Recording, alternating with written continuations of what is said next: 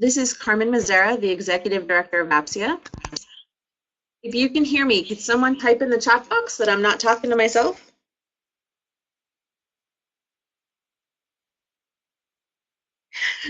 Good morning, Rodrigo. How are you? Hope all is well. Great. APSIA, wonderful. I am delighted to welcome you all here today for a webinar sponsored by the Association of Professional Schools of International Affairs and featuring the information on the fellowship programs at Technoserv. Let me get a quick sound check. Lainey, can you hear me?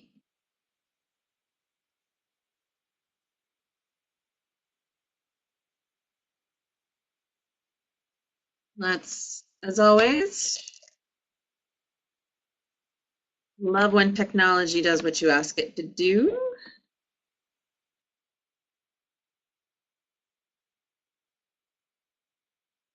Let's get a quick sound check from our speakers. Lainey, can you hear me now? Yeah, I can hear you. Can you hear me? Yep, loud and clear. Great. Oh, perfect. Thank you. With that, I'm delighted to welcome all of you here. As a bit of housekeeping, as we go through the presentation, if you have any questions, please feel free to put them again in that chat box that you see on the right-hand side, and then we'll take all of the questions at the end. We will be able to share, I believe, these slides with you afterwards if you wanted to email me, and I'll share my email at the end. And also, my hope is that we'll have a recording or some compilation of what you hear today available afterwards as well. So with that, I'm going to turn the floor over to our colleagues at Technoserv and let them take it away. Hi, everybody. Thanks for taking the time out to hear me talk about Technoserv and our Fellows Program. Let's see, I'm not exactly sure which schools are represented right now. But anyhow, we will get started. Let's see. So let me make sure I'm using the, there we go. Okay. So just to give a little background on Technoserv, we were founded nearly 50 years ago by Ed Bullard. And his idea was that given the knowledge, skills, and tools, people can lift themselves out of poverty. So there's not this innate difference between those impoverished and those not. And at Technoserv, we believe in the power of private enterprise to make this transformation in those people's lives. So our mission is we work with enterprising people in the developing world to build competitive farms, businesses, and industries by connecting them to information and markets. And our goal is to be the most effective in the industry. We are a leader in public-private partnerships. Just last year, we were recognized with the P3 Impact Award for our partnership with Coca-Cola through Project Nurture, where we helped more than 50,000 smallholder fruit farmers in Kenya and Uganda increase their incomes. And this year, the U.S. Chamber of Commerce Foundation announced that our work with Nespresso's AAA Sustainable Quality Program, which involved just a small innovation where farmers in Ethiopia can combat the impact of climate change by planting shade trees on their farms.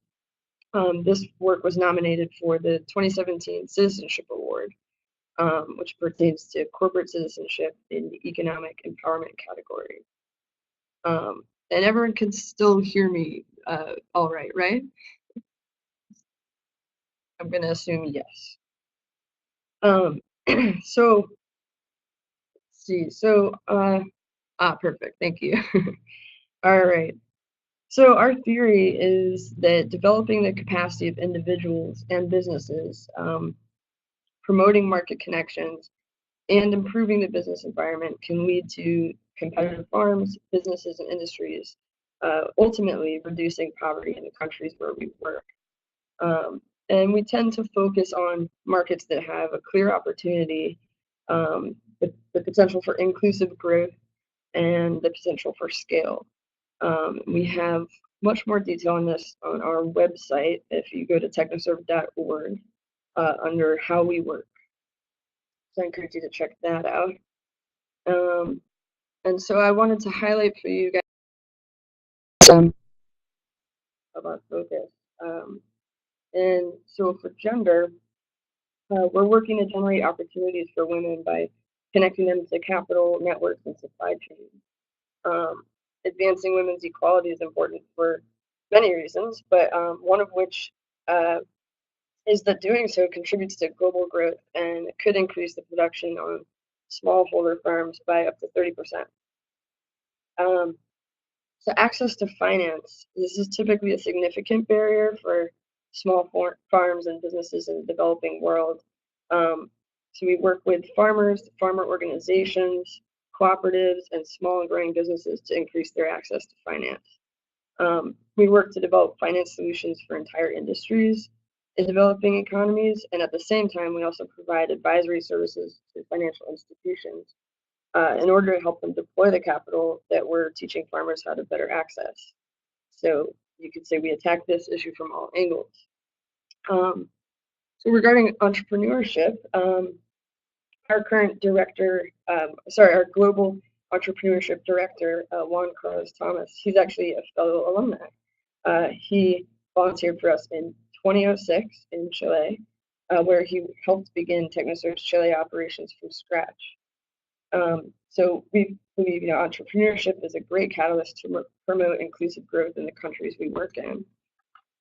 But these small businesses face a lot of barriers, like lack of adequate access to talent, access to markets, financial services, and challenging operating environments.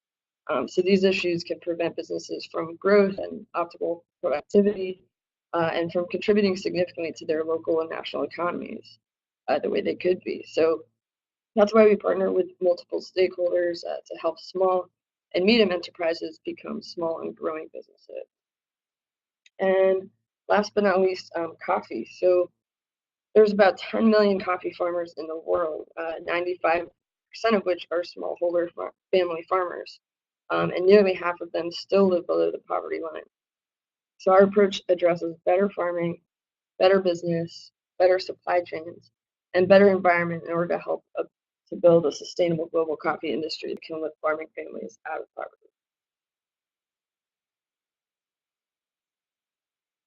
Little water break there. So, just wanted to give you a snapshot of where we work. We work in 29 countries throughout Africa, Latin America, and Asia, and focusing on impoverished communities. And again, a snapshot of our impact in 2016. 196 million in increased revenue for our beneficiaries, which we are proud of. 594,000 people and businesses saw increased financial benefits as a result of our work, and 34% of these beneficiaries were women. And by the end of 2017, we're looking for there to be 40% of our beneficiaries as women, and I believe that we are on target for this, if not exceeding that. And as an indicator of long-term growth, we saw 35 million in private sector investment in farms and businesses. And here's a snapshot of our current and past partners. We work with a diverse set of partners and foundations and corporations. So, all right, moving along to our fellows program. So yeah, like the slide says, fellows really are critical members of our team, and they work directly with our full-time staff in the field in the countries we work in. And they're often given an active leadership role, which I've heard many fellows really appreciate being given that trust and that opportunity. So since 1996, we've engaged more than 1,000 fellows. They've come to us from consulting firms, nonprofit organizations, and competitive graduate schools like ones you represent. And so our projects are typically between 3 to 12 months in Africa, India, and Latin America. And through the program, we give fellows a unique opportunity to, apply their business skills to a social cause, maybe for the first time, to experience life in the field, gain development experience with a nonprofit organization. And many of the fellows get hands-on experience meeting the people that we are working to help, meeting the beneficiaries, being able to interview them and stakeholders as well. Also, fellows join a global alumni community of other professionals that they can network with. So as far as what we typically look for, we're looking for at least 2 years of professional experience. And in most cases, we're looking for proven business skills. Always the ability to adapt to sometimes challenging environments. And so it's helpful to have candidates who have travel experience. That's always a plus. And enthusiasm for travel and development. Anyway, and I'm happy to answer your questions later about to flesh this out more. But anyhow, so we accept applications on a rolling basis, which does allow for flexibility for applicants. And also the program is pretty competitive. We end up matching approximately 1 in 4 candidates for the role. And unlike some other fellowships, we cover all the expenses, or the typical expenses that are covered are international airfare, housing, per diem, and other onboarding expenses like vaccinations, visa, and emergency evacuation insurance as well.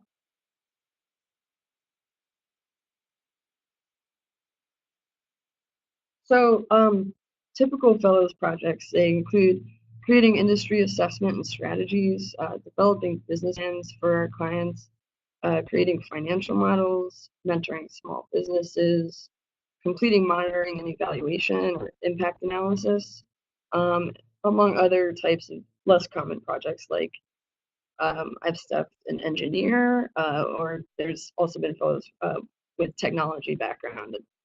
Those projects tend to get requested a bit less than the first ones I listed.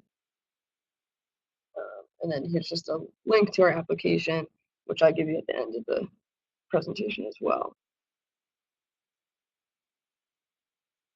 So I also wanted to highlight some fellow alums who may have a similar background to students you work with, or if we have any students on here. Actually, the first one, Samantha Cross, she attended SICE, and before her fellowship, she was an engagement manager at McKinsey. And she's actually currently a director of strategic initiatives for us. So that worked out well for both parties.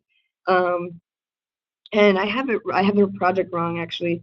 She was a fellow in 2011 for 4 months in Haiti, not Uganda and Cote d'Ivoire. And there she worked with our strategic initiatives team to develop an industry strategic plan.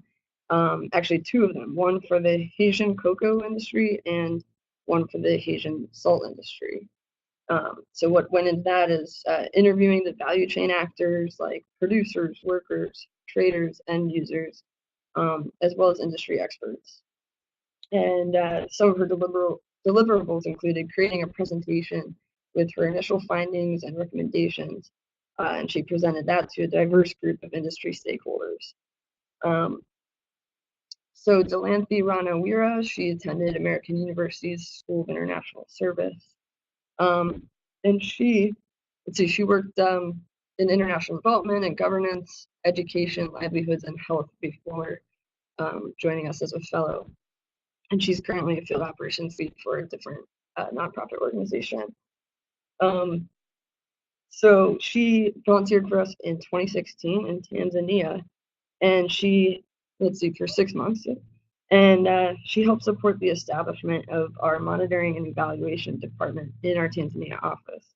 It's a really important work for us. And her deliverables included providing simple tools that could be rolled out by field teams for monitoring and evaluation going forward, accompanied by some guidance documents on how to best use these tools.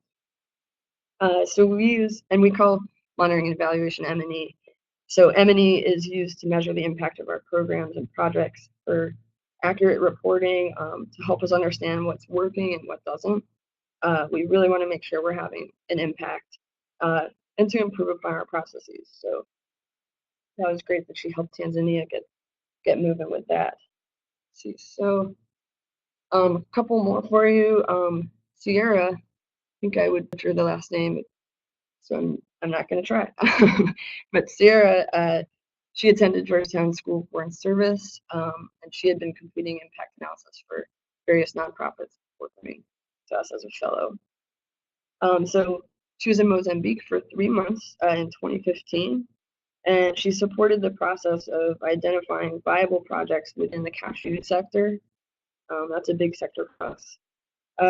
So she consulted with potential clients to help them clearly define their value proposition and gain understanding into how it would fit into the cashew market at large. She also helped clients with the application process for gaining financing. She did that by reviewing their financial statements and developing or modifying their business plans when necessary. And Sana Betty, she is attending Fletcher School of Law and Diplomacy. She has a very interesting background. She worked with public and foreign policy think tanks, as well as governmental and international organizations, UN Women. And she's currently working on a project with our East Africa team, where she's working on gender strategy with our Director of Gender Initiatives for East Africa. And they're working together on integrating gender best practices into our programs and corporate practices. So here, just wanted to give you some resources to our website. We've got a lot of FAQs on there and sample projects as well, and a lot of reading on the sample projects if you want to dig in. Obviously, our application page, and we also have stories from the field under our Meet Our Fellows tab, and those are nice because it gives you a window right into the fellows' experience that they had. And just a few quotes for you. I just, I'll let you read these, but the first one, the opportunity to Technoserv changed Maria's life, and Daniel is pointing out the level of ownership, which I touched on earlier, being able to be an active leader. And Marie got to have hands-on experience doing social impact and felt valued for her contribution. And here's our contact info. I think Carmen said you guys would have access to the slides after this, hopefully. So, and then here's just some photos of fellows. So I'm. Oh, go ahead. Yeah. Oh no, I was just gonna say I'm happy to take any questions. Hey, thanks. So folks, as you have questions, please feel free to put them in that chat box. As always, since my mic works, I get the privilege of the first question. Lainey, can you walk us through the application process itself? What do students need to submit? How long does it usually take? And what are the deadlines? Sure. So deadline-wise, it's rolling. So applicants can apply at any time, really. What they need to submit is just their resume, and then we have 2 essay questions. Just, where are you now? How did you get there? And what are you looking to do? Then we also present some of the typical types of projects and ask the applicants select which ones they think they are best aligned with or are looking to do. So yeah, and let's see how many words I think it's 400 words for both. So it's pretty short essays and the resume, like I said. And you would submit that through our website, which takes you into the database where I go through the applications. So what happens is if I find that you are a viable candidate for us and have the experience that we look for, I will then activate your candidacy, and you'll become an active candidate in our database, which then Megan, my supervisor, she gets requests from our country teams, from program managers. When they want a fellow, when they need a fellow for a project, she'll get the scopes of work, and then she'll go through the pool of active candidates that I've activated to find roles that match with the candidate's preference and with the candidate's experience to match with those projects. What she'll then do is send a list of candidates to the project teams, and then the project teams will decide who they'd like to interview. Then the project teams will interview a select few and go forward that way. So timing wise, it can depend. It depends on the project. Some of them, we'll get a request and we'll be able to fill it within like 3 weeks, depending on the candidate's availability. Other times, it will take a little bit longer, just depending on maybe funding for the project or just availability is not matching up. So it really does vary. It could be a few months, it could be a few weeks. Yeah. Am I answering that fully? You did. And how long do you keep applications in the system live before they get deactivated? So they're actually in there as long as the availability end date is still present or future.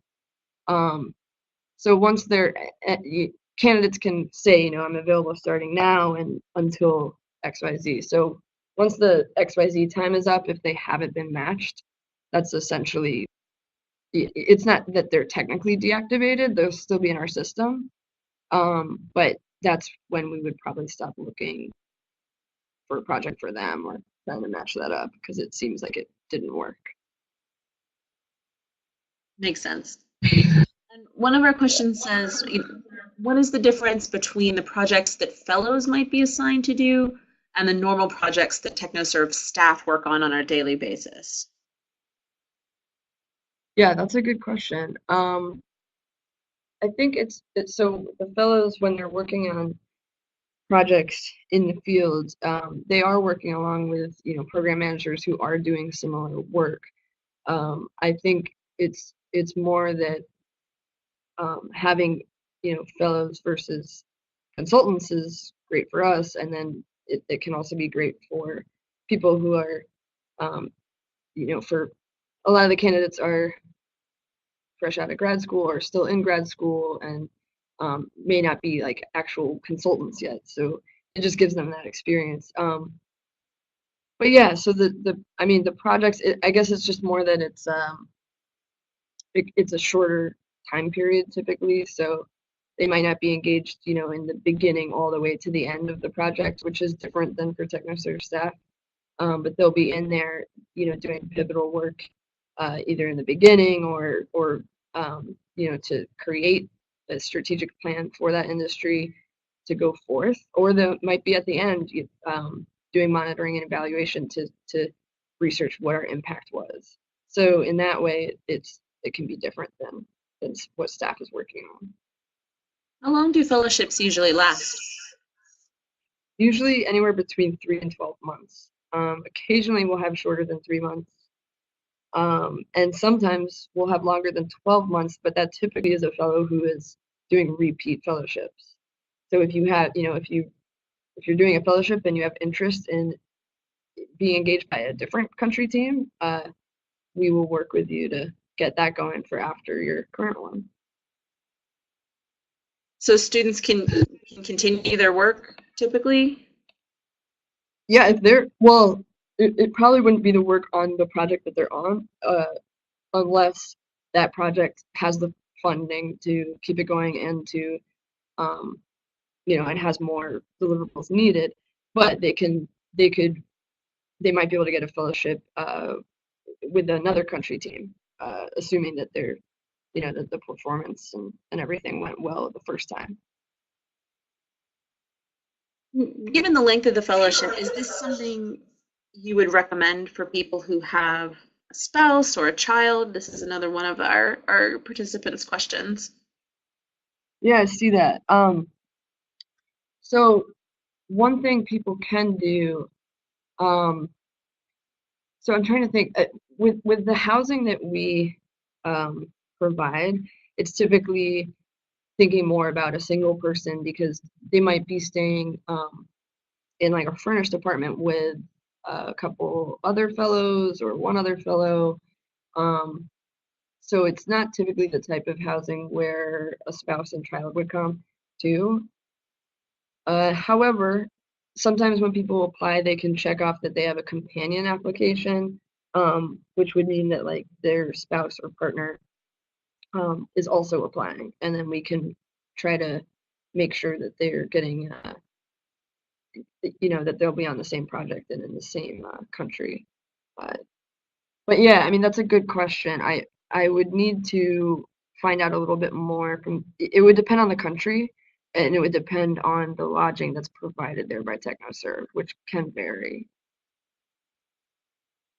I see a few other people typing, so I wanted to give them time to finish. My question Sure. for you is, you talked about um, business experience, but then you also Yeah. talked about folks who have done work on gender or with nonprofits. How do you define business experience? Does it mean only with for-profits, or how do you look at that particular criterion? Yeah. That's a good question. I think like the typical experience tends to be even when it's business related, it tends to be private, but um, it doesn't have to be. I think I think we're looking for professionals who, and you're right. I mean, saunas is a little bit untraditional, but that's why I wanted to include it. Just because sometimes things like that do pop up. It's just that our most typical projects are looking for a management consultant type of background. Um, and where that can be, wedded with international development or, um, or public policy, I mean, that's great. It's a little bit harder to staff people if they don't have any of the management consultant background as well. It doesn't mean it doesn't happen. And as you read the essays, are there particular things you are looking for or things that make candidates stand out in a positive way to you? Um, yeah, I mean, I definitely always appreciate people's passion for social causes. A lot of times I'll have an essay where someone has been, working for a firm or, and they want to now apply their skills to more of a social cause. So I like that. I mean, but I also, I just look for, well written and has the experience that we look for. Um, and it's always great when they've been to grad school or they're in grad school as long as they have that 2 years professional beforehand. And are there things that automatically turn you off on a candidate, things students should avoid? Um, I don't know. I don't think so. I mean, nothing is coming to mind for that. Um, no, I mean, the only thing coming to mind is just like resume structure. The easier it is for me to see your background. Um, just if I don't have to dig, that's easier. But no, I can't think of anything that they should avoid. And do you accept applications in languages other than English, or does everything have to be in English? We definitely want to see, I mean, typically the teams need written need the candidates to be able to write professionally in English. So we definitely prefer for the applications to also be in English because then we're not sure whether or not they have that proficiency. But that doesn't mean I can't do some translating to, to see if they have the background. But I would probably check with that candidate. If they do have the background, I would check with that candidate to see if they have an English version. And how specific? Sorry. I was just going to say, I mean, for Latin America, that could be a little bit different because they often look for fluency in Spanish. And so, I would definitely make sure I'm following up with that person to, even if they couldn't supply the professional English, there are some projects where that would be okay because it's more important that they can meet with stakeholders in the industry and speak the fluent Spanish. So. Great. I see even more people typing now. So I'm going to keep talking while you all do that. You talked about how one of the essay questions looks at what people want to do. How specific should folks be? Do they need to really say, I want to work on this project? Or do they just need to show some broader sense of direction? Yeah, so the way that we ask that is more like in categories. It'll say like, what interests you from these categories?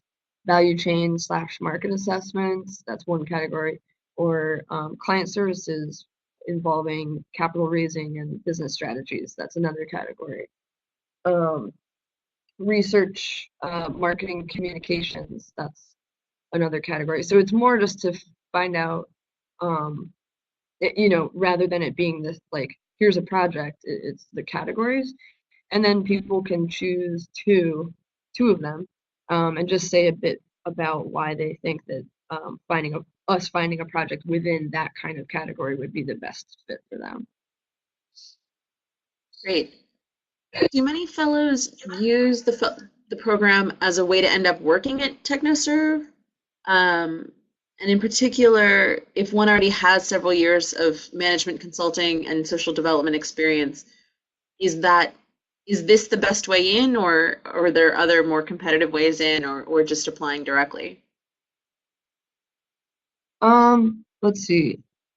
I'm just rereading the exam. One of the experience several years in. I mean, I think that the fellows program can definitely be a great way in. I'm hesitant to say that like across the board because it really depends on the fellow and the need that we have at the time, when the fellowship is ending.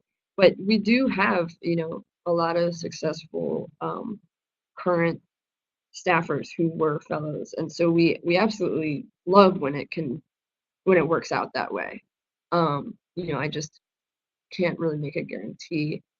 But yeah, if you have the experience already with several years in management consulting and in social development, the fellowship could be a great way to experience Technoserv and see if it's a match on both ends. Otherwise, yeah, or you can look at our careers page. There might be something that that stands out there. I mean, especially sounding like you have the background already. So it just depends on where you're at with your career and what you're looking for. In terms of the projects themselves, how do they come about? How do you know what demand will look like and what kinds of things you're going to be looking for? So students with that particular background should kind of be steered towards the fellowship program? Like, do we have insight or foresight into which scopes will be sent, like which projects will come down the pike for us? Yes, you said that the projects are the ones who do final selection and you will look through the pool for candidates that are going to meet those needs. So do you have a sense of what needs you're going to need to meet? I'd have to ask Megan more specifically, but my thinking is not really. I mean, it depends on our project development team, like which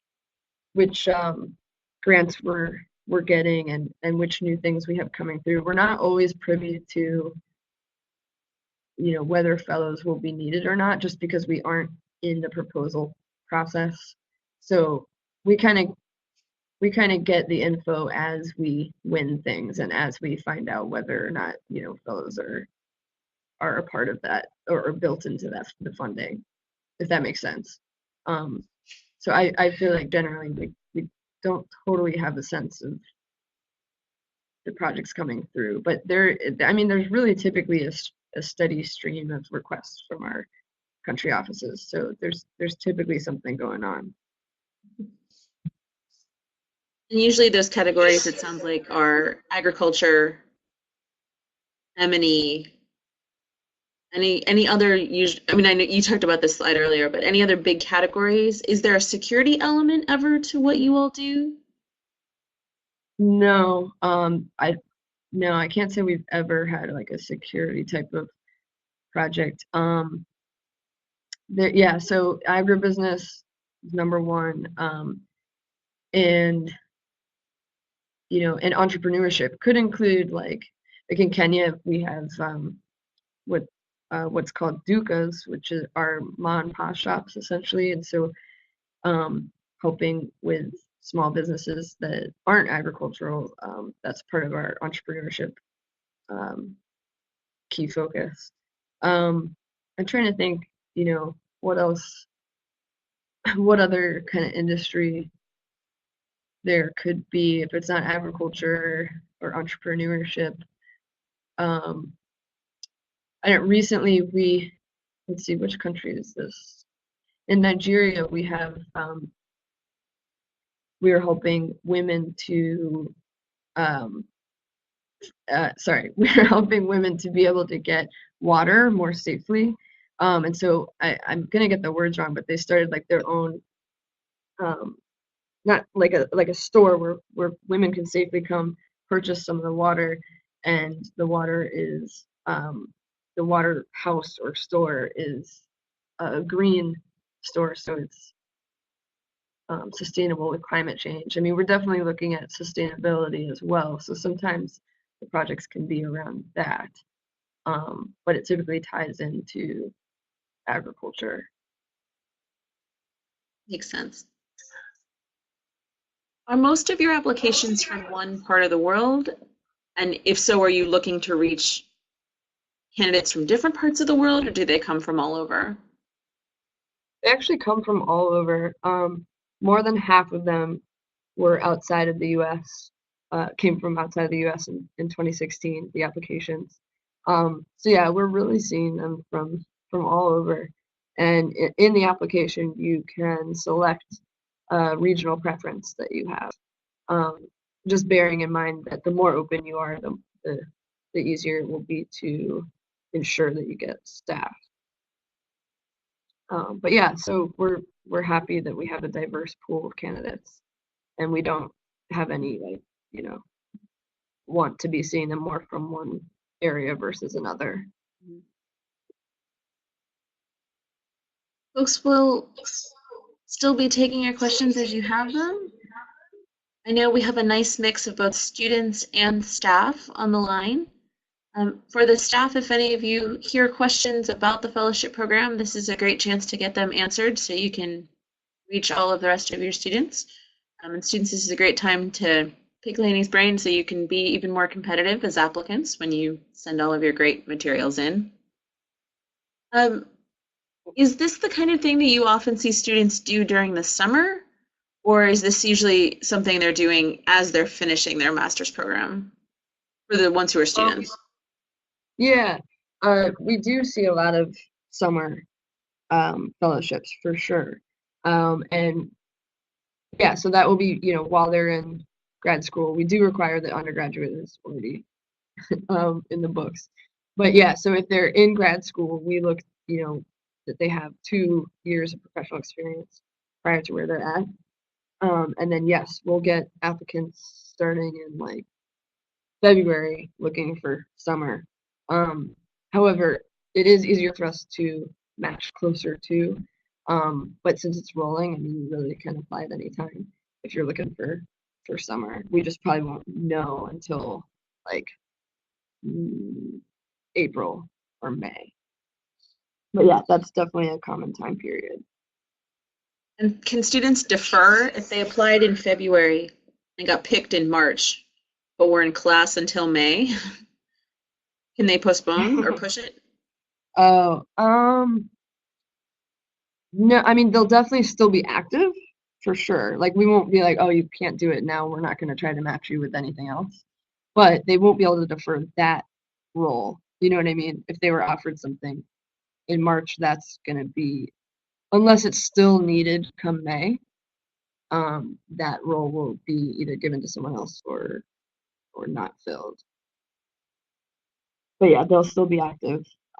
So we'll still know that they're available and ready in May for something else. Great. Well, I think we'll be able to draw the webinar to a close soon, but if folks do have burning questions, now is a great time. Lainey, is there something you wish all candidates knew that would make your life easier as the person reading so many apps?